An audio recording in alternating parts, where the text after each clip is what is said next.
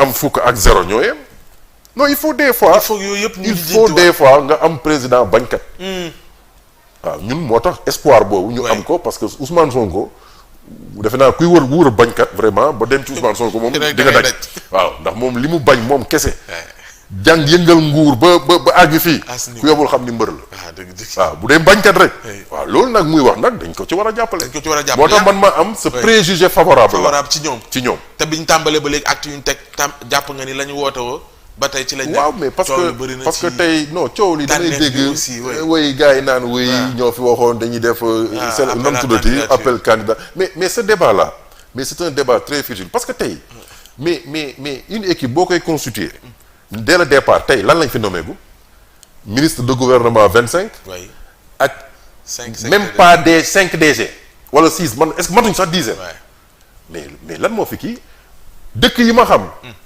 yi am appel à candidature mais c'est pas les ministres c'est pas les sociétés c'est les directeurs nationaux mais tey par exemple boo nee directeur secteur bi ma ne directeur de l'urbanisme appel à candidature directeur du CADAS nga ne appel à candidature les fonctionnaires mais loolu am na fi suma benn xarit boo xam ni nekkoon na directeur de cabinet c'est un magistrat il comprendra de lui-même directeur de cabinet du ministre de l'urbanisme mais nommé na fi ñoo xam ni nee na bi ma ñëwee xaw ma kenn j'ai demandé à tout le monde d'envoyer les CV dans tous les services d'urbanisme du pays nee na bi ñu xoolee CV yi mais il a vu une candidature sama benn grand boo xam ne ci benn roq lañ ko tegoon foofu urbanisme parce que moom du jël xaalis du jël dara gars yi xëy suba teel ne ko yow sa dossier mais yaa fi gën a valable noonu lañ ko jëlee nommé ko nu mu tuddati kii mais ça c'est un appel à candidature mais interne donc cela veut dire que boo ko defee même les fonctionnaires devaient être les premiers à adhérer parce que tey jii nii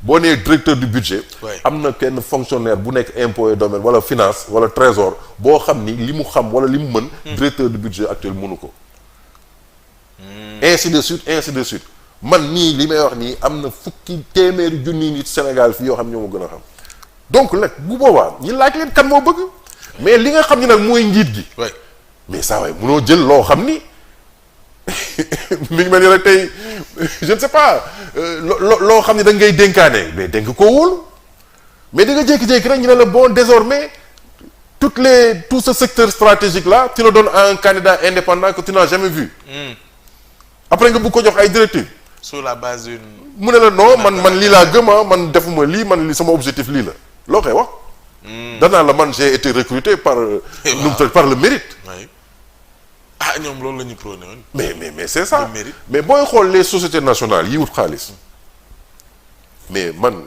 benn exemple laa la jox sama propre truc bi may dem teel yam mais c'est un cabinet étranger moo ñëw di wër des candidatures mais damay ñëw toog moi j'étais heureux quand tu vois le patron qui te dit moi tu es une personne boo xam tu dois ta venue ici grâce à ton mérite mais beneen bët la lay xoolee est-ce que tu comprends et pourtant des sociétés privées ñoo ko def appel candidature da ngay lire ci journaux yi ñu ne la société cherche nangam mais c'est parce que société bi ki ko moom moo ko fondé moo am société waaye nag dafa soxla ku xarañ ku ko mun a jàppale ci liggéey bi bu boobaa nag lay am mais domination yu njëkk nii ñu xëy ne non RTS dañ ko def appel à candidature directeur des impôts et domaines du port dañ ko def appel à candidature loolu fu ko nit di mun a comprendre et puis sénégalais ba léegi fàtte nañ ne Diomaye 3 avril comme la nekk président de la République donc tey jii nii gars yi dañ fàtte loolu te ñoo ngi ci avril tey lay door a dee waaw ci benn weer ñu bëgg a commencer naan wéy lii baxul neex xaw ma lan ke cin bu naree neex mais man leen ban cin yow xanaa nit ki bala nga dépense bi sax joxagoo ko nga bëgg a xalaat ne toggagul non il faut être logique quoi man je ne veux pas des critiques faciles du ma nekk nag un godillot boo xam ni lu nit ki wax rek ma yóbbaale xam nga je suis libre damay wax li ma xalaat c'est mon avis personnel peut-être que ça peut déplaire à d'autres beneen poñ bi yaa ngi ko doon junj sànq mooy fête du travail le premier da nga jàpp ni ak changement bi annoncé ci réew mi ñoom ñu wax changement systémique c'est vrai que ni lañ daan xam mooy saa yu jotee ñu dem ca palais de la République et d'ailleurs maa ngi déglu moo di Guiro muy wax ni même tradition bi lay doon dem ca palais de la République avec le cahier des doléances doléances que bi nga ko yàgg oui ci yow yooyu war naa changer non war na symbolique bi dafay des non war na changer ici il y a trop de symbolisme je disais même un fétichisme administratif quoi c'est-à-dire que da ngay gis des procédés yoo xam ni les gens dañuy ñëw naan bon kii rentrée des cours et tribunaux président bi ñëw discours ah wala ñu ñëw man je suis un peu dama am benn esprit boo xam ni yooyu pour man c'est de la président buy voyager. nit il fut des temps. tous les ministres tous les directeurs da nga daan dem aéroport xaar président ñëw ay jamonoy Senghor Abdou Diouf. président ne demoon naa fii demoon naa fële mais tu as vu que ni dans le temps. le truc là a disparu. Oui. Les accueils sont devenus plus sobres. Il faut qu'on apprenne à faire ainsi pour se départir de certaines pratiques. Ce qui est important. mooy président man li ma gëm mooy bu ñu newoon 1er mai dañuy ñëw toog waxuma le 1er mai la veille. ñu def benn rencontre entre les différents syndicats ñu toog def une séance de travail très constructive. avec des syndicats avec des patronats mu nekk dialogue. à la place de discours bi ñu daan gis noonu discours non xam nga c'est-à-dire que on nous a donné le mythe du président père de la nation. donc le père de la nation day toog yenn kii gars yi jooytu indi seen doléance ne ko wax ci balaa moo ñaaw xam nga loolu lañ dépassé on doit arriver à un niveau où nos affaires personnelles sont décidées par une assemblée et non plus par une personne. et pourtant personne boobu moo la wax ni oui organisation syndicale dañuy wax au nom des travailleurs. oui mais te dañuy dem ci ay élections. mais ñaata nga fi gis. ñu falaat leen indi leen. même bu c'est-à-dire fekkee même visage dañuy gis. Sénégal dañuy mais élection leen fi ba da ngay gis ku ñëw toog naan oui 2 mandats dafa bëri nangam mais fii ngay gis ku nekk à la tête d'une organisation à vie.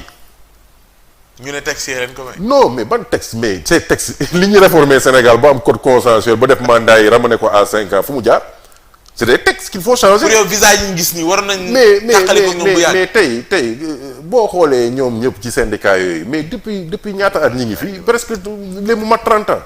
nga bëgg a nekk à la tête d'un syndicat ba pare nga dem ba léegi tu es devenu même patron parce que léegi tu es à la tête d'institutions yoo xam ni par le jeu des mandats tu es devenu le truc paritaire là de PCA avec le patronat parce que c'est une revendication parce que c'est des institutions sociales yoo xam ne travailleurs dañ fa am cër donc on a pris une répartition paritaire aussi bien patronat que syndicat mais tey mandat yi gars yi am mais alternance dafa war a am bu ñu nee président day def 2 mandats bàyyi.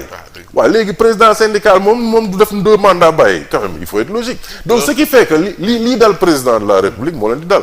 mooy da ngay dem ba après dañ lay démystifier da ngay dem ba après tu vas t'embourgeoiser.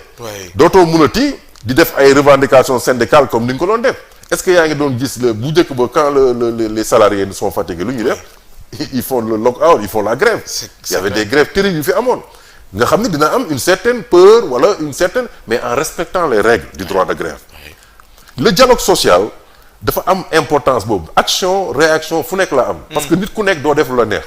mais quand on a voulu avec le code des investissements ñu jël le code du travail def ko ba nga xam ne bu njëkk ba c'était le code du travail était le code des salariés.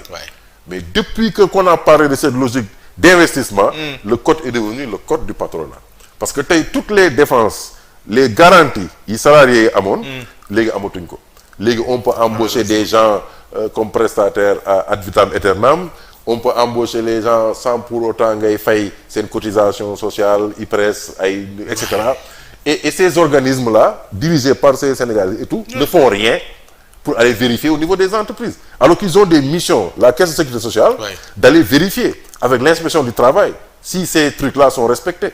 Mais on a fait de telle sorte que quand tu ne veux pas être contrôlé, da ngay jël celui qui doit te contrôler nga jox ko peu de moyens. Tu fais peu d'inspection de travail, d'inspecteurs de travail, tu leur donnes peu de moyens, pas de véhicules. Mais vous avez tellement raison. Et ils ne pourront rien contrôler. Même pas mais tey bu njëkk ba mais inspecteur day yeewu rek sur la base d'une simple lettre de dénonciation des salariés, il vient, il appelle l'employeur, ne ko génneel ma ce registre des employés, génneel ma cotisation, génneel ma nangam. Le gars bu ko deful il y a des amendes. gis nga yoon pour nit respecter ko. foog mu am luy dal ci kaw. tey fii nii alkaati yi boo gisee kii di takk ceinture. da nga naan yee gars yi dañ may jàpp. te léegi dañoo yor ay appareils sax te ñu verbaliser ma. mais si tu n'as pas la peur du gendarme. mais chacun fait ce qu'il veut. et chacun fait ce qu'il veut on n'est plus dans une société organisée comme un État bien organisé. loolu am na solo alors beneen poñ bi également maa ngi ko doon junj sànq bi ñuy tàmbale c'est vrai liggéey bi fii ci réew mi soo xoolee da nga naan yaatu na ci leen di xaar foo laal day baax. boo déggee souvent liggéey bi ñoom fi ñu mettre curseur da nga naan est-ce que amoon sax njiit yu doon liggéey boole kook tamit agenda diplomatique bu ñu war a satisfaire. après Gambie ma nga woon fële également ca Mauritanie. tey Guinée-Bissau. oui mais boo xoolee dans le temps da nga gis gars yi doon wax naan waaye le président Macky Sall day voyager rek. c'est-à-dire que chef d'État moo mel noonu moo tax ñun configuration bi ñu am ni man daf maa neex xam nga lu tax. da nga daan dégg dans les régimes parlementaires. le président de la République il inaugure les chrysanthèmes. C'est une expression.